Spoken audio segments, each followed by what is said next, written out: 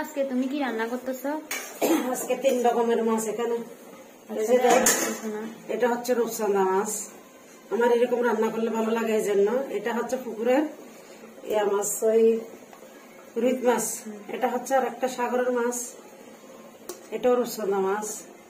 এটা পুকুরের মাছ, এটা রূপচাঁদা মাছ। রূপচাঁদা মাছ এটা অতগুলো নাম জানি না।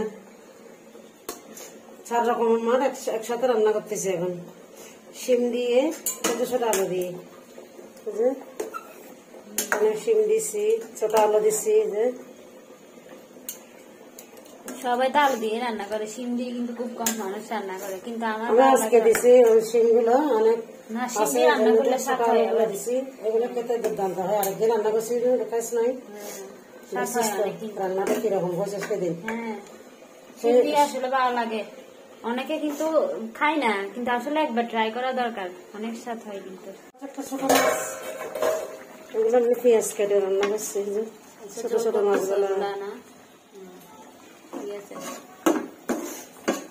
আচ্ছা, রান্না তো প্রায় হয়ে আসছে। রান্না প্রায় হয়ে আসছে এখন। হ্যাঁ, রান্না তো হয়ে আসছে একদম। ওরা ভাত খেতে বসে দিতে পারবি। তাহলে আমি তাতে স্নান করে আসি। স্নান করে হয়ে গেছে রান্না।